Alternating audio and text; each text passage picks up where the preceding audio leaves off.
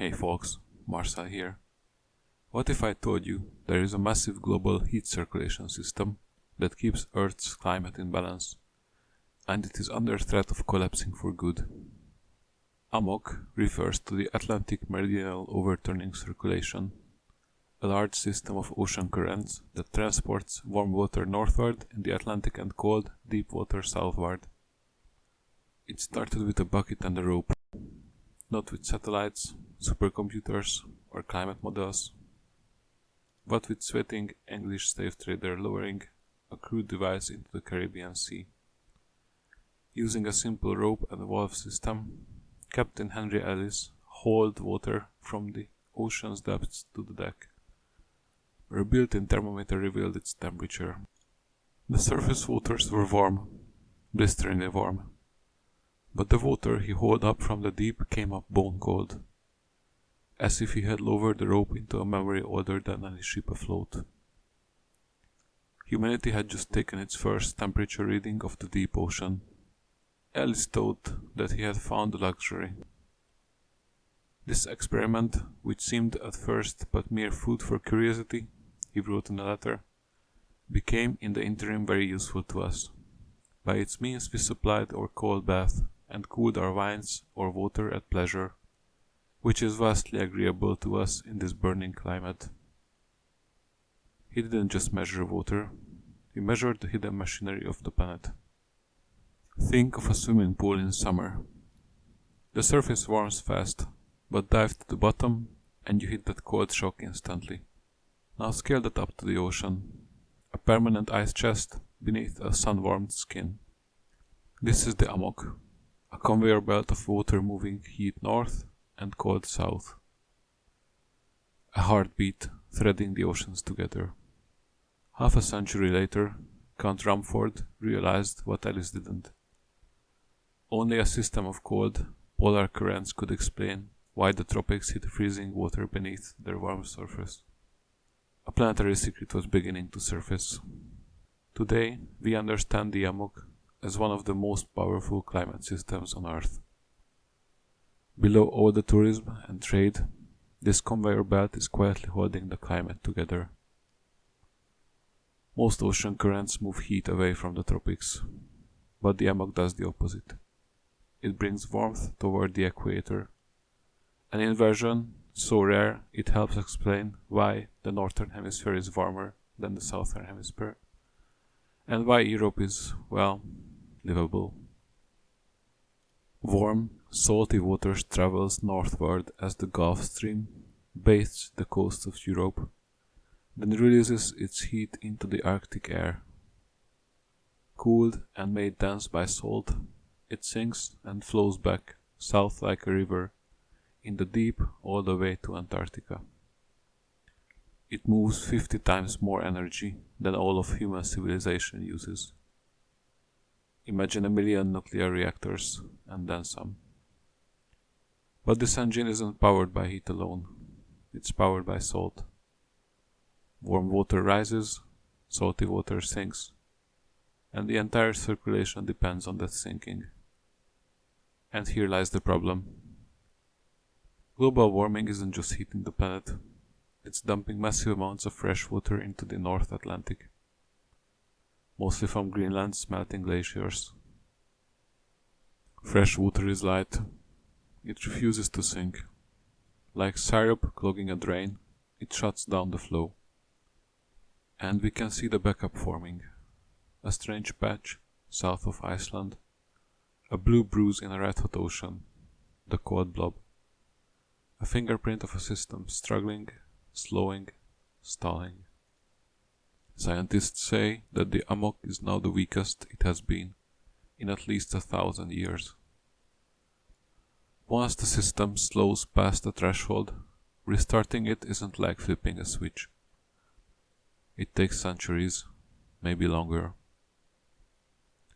Some projections say collapse could begin as early as in the 2030s. Others say the 2050s, others even later. But this is like arguing about when a cracked bridge will fall. The disagreement is when, not if. And when it does, the consequences won't look like Hollywood freeze. They look like contradiction. Most people think climate breakdown means heat, wildfires, droughts, scorched earth. But collapse doesn't always arrive in flames. Sometimes it comes in frost. New simulations show what happens when the AMOC collapses on top of global warming. Not instead of it, but together. Researchers ran models for hundreds of years into the future, forcing the AMOC past the tipping point.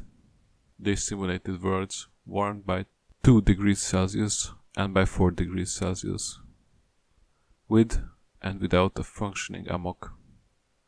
The results are shocking. In a 2-degree warmer world with a collapsed AMOC, Europe actually becomes colder than today. Not pleasantly cold, not skiing holiday cold, but uninhabitable cold. Imagine winters in Scandinavia plunging to minus 50 degrees. Sea ice stretching towards the shores of Great Britain. Jet streams twisted into chaos by extreme contrasts between warm southern Europe and the freezing north. And while Europe braces for blackout winters, drought and fire swallow parts of the global South and North America. A seesaw climate, furnace summers and ice age winters. A planet pulling itself apart. Infrastructure fails, agriculture collapses. Life becomes a negotiation with extremes we have never prepared for. And yet, that's only one scenario. In the 4-degree simulation, the world we are heading toward on our current emissions, the warming overwhelms the cold. Europe still cools relative to the global averages, but absolute temperatures rise. The freezer loses, the furnace wins. Winters warm, summers scorch. The seasonal whip of cold to hot snaps into a permanent fever. But even then, the AMOC collapse reshapes the oceans.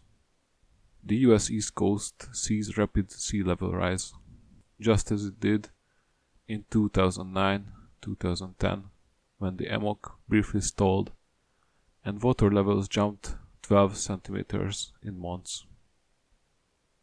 This is the part we forget. Climate collapse isn't one thing. It's everything at once. Heat waves, ice storms, sea level rise, drought. A world where the basic physics of the planet are rearranged. The researchers behind these models warn that these aren't near-term forecasts, but glimpses into a possible future equilibrium. Yet the message is clear. We are entering a world where warming doesn't cancel cooling. It stacks on top of it. A world of compounding extremes. Imagine the Eiffel Tower encased in ice while the Amazon burns. Snow in London while Texas bakes. A world where weather isn't predictable. It's contradictory. Not the apocalypse, something stranger. The AMOC may not collapse tomorrow. It may not collapse this century, even. But the systems that once kept the climate balanced are weakening. And once this conveyor belt slows past its tipping point, it won't restart on human timescales. We have entered a minefield of tipping points, and we are walking through it blind. Captain Ellis lowered a bucket into the ocean, looking for a cold drink. He found the first evidence of a planetary heartbeat. Today, that heartbeat is faltering. And the question isn't whether we can keep living the way we have been. It's whether we can adapt to a world where the sea itself stops moving. Thanks for watching this video, and remember to like and subscribe if you want to see content similar to this one. See you next time.